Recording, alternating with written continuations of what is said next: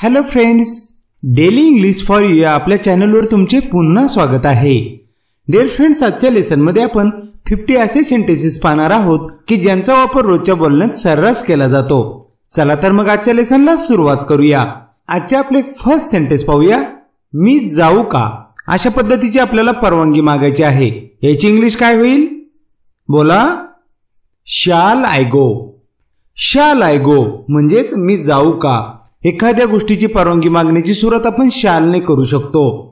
Next sentence बघा. मी जायला हवं का किंवा मी जायला पाहिजे का? आपल्याला आता सल्ला मागायचा आहे.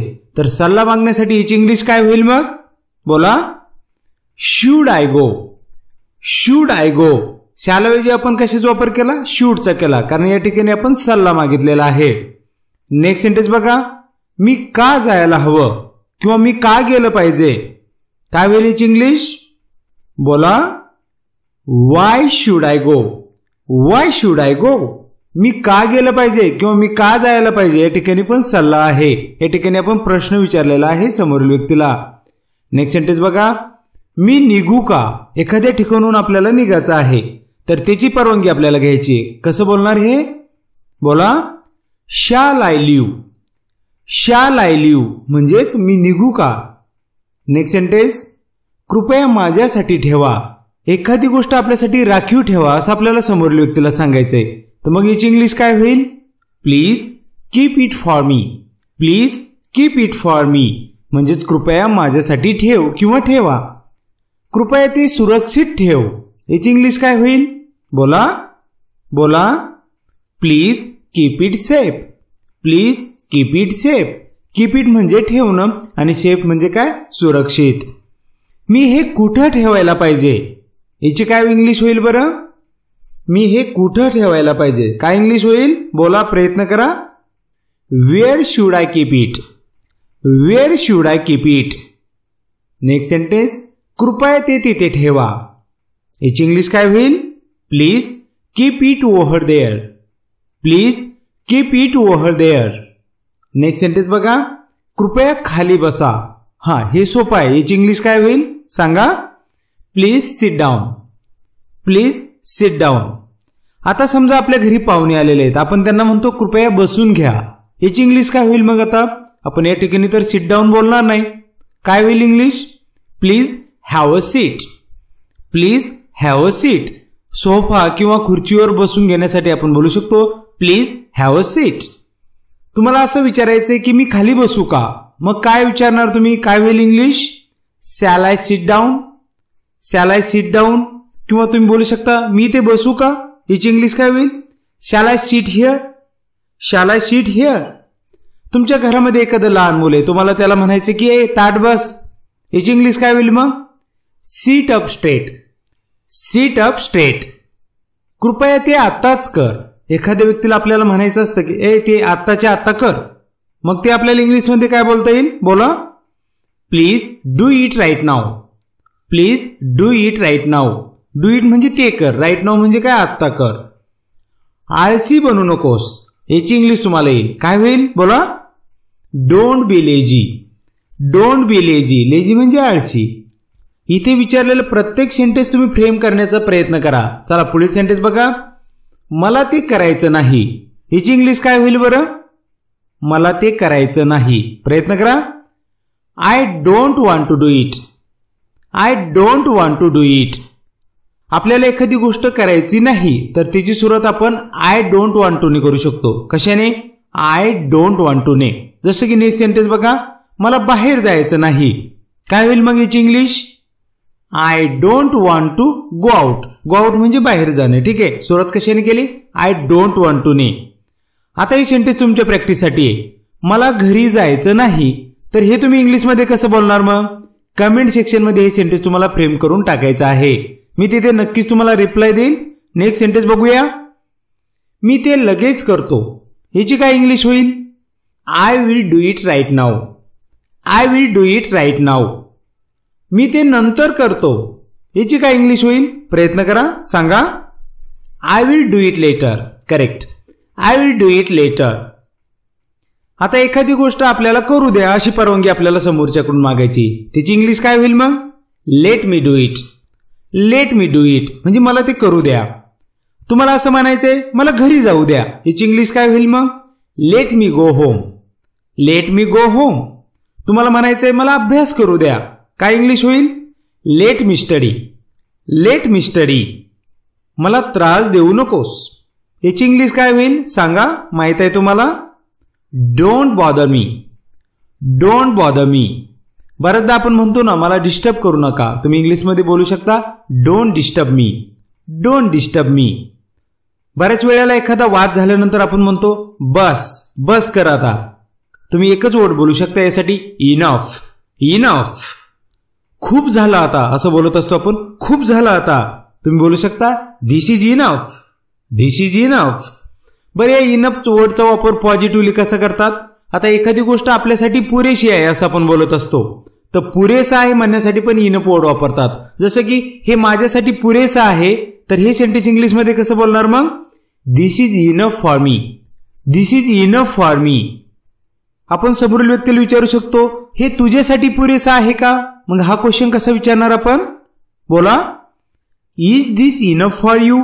Is this enough for you? हे पुरेसं नाही. This is not enough. This is not enough. आपल्याला म्हणायचं की मला अजून पाहिजे, काय होईल इंग्लिश याची? I want more. I want more.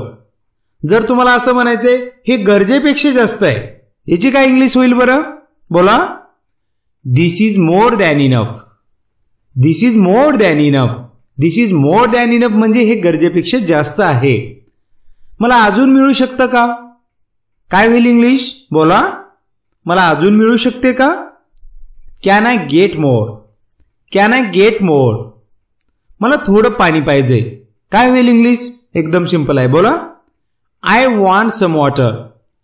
I want some water. तुम्हाला जर आता असं म्हणायचंय मला एक ग्लास पाणी पाहिजे, मग काय होईल English? I want a glass of water. I want a glass of water. Some water ऐवजी आपण वापरलं अ ग्लास ऑफ वॉटर, म्हणजे मला एक ग्लास पाणी पाहिजे. तुम्हाला हे हवंय का? एखादी गोष्ट समोरच्या व्यक्तीला हवी आहे का विचारण्यासाठी आपण इंग्लिशमध्ये कसं विचारणार? Do you want this? Do you want this? मला हे नको आहे, याची इंग्लिश काय होईल? बोला. I don't want this. I don't want this. विचारल्याबद्दल धन्यवाद. Thanks for asking. Thanks for asking. Next sentence बघा. मला हे आता नको आहे, म्हणजे आतापर्यंत आपल्याला हवं होतं, आपण ते खाल्लं समजा एखादी गोष्ट, पण आता आपल्याला ती नकोय, तर आपण कसं बोलणार मग? I don't want this anymore. I don't want this anymore म्हणजे मला आता इथून पुढे ही गोष्ट नकोय. मला काहीही नकोय, याची काय इंग्लिश होईल? मला काहीही नकोय. प्रयत्न करा. I don't want anything. Anything म्हणजे काही. आय डोंट वॉन्ट एनिथिंग म्हणजे मला काहीही नकोय. Next sentence. त्याला हे नको आहे. बोला, याची इंग्लिश काय होईल? बोला. He doesn't want this. He doesn't want this. आता हे सेंटेन्स तुमच्या प्रॅक्टिससाठी. तिला हे नको आहे, मग तुम्ही हे इंग्लिशमध्ये कसं बोलणार? हे सेंटेन्स फ्रेम करा आणि कमेंट सेक्शन मध्ये नक्कीच टाका. नेक्स्ट सेंटेन्स बघूया. थोडं पाणी घ्या. आपण बोलतो ना थोडं पाणी प्या, थोडं पाणी घ्या, याची इंग्लिश काय होईल मग? बोला. Have some water. Have some water. Have ऐवजी आपण ड्रिंक पण वापरू शकतो, जसं की drink some water.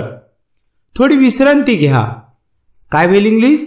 Have some rest. Have some rest. थोडी मजा करा.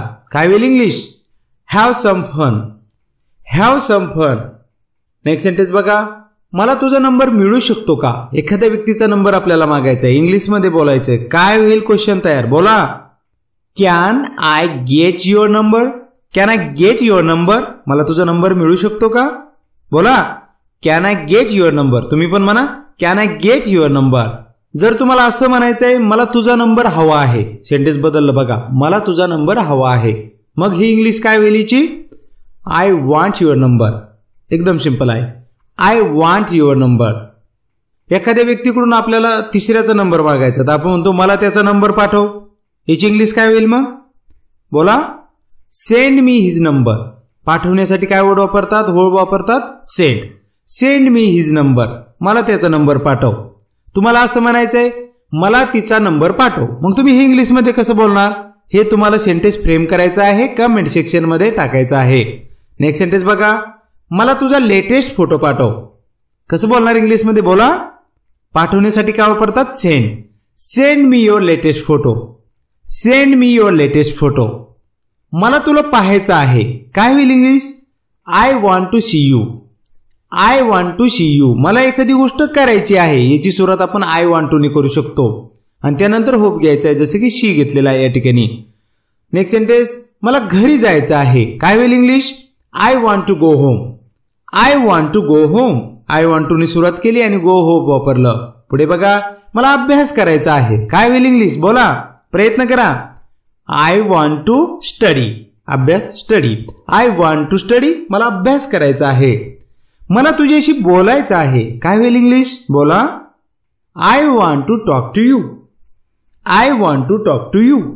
अशा पद्धतीने एखादी गोष्ट आपल्याला करायची आहे, ही बोलण्याची सुरुवात आपण आय वॉन्ट टू ने करू शकतो, हे लक्षात घ्या. आता हे शेवटचे सेंटेन्स तुमच्या प्रॅक्टिससाठी आहे. मला इंग्रजी बोलायचं आहे. हे तुम्ही इंग्लिशमध्ये कसं बोलून दाखवणार? कमेंट सेक्शन मध्ये नक्कीच टाका. आज विचारलेली सर्व सेंटेन्सेस कमेंट सेक्शन मध्ये टाकायला विसरू नका, जेणेकरून तुमची अधिक प्रॅक्टिस होऊ शकेल. आणि हो, मी तेथे तुम्हाला नक्कीच उत्तर देईल. चला भेटूया पुढील व्हिडिओमध्ये. Bye bye, take care.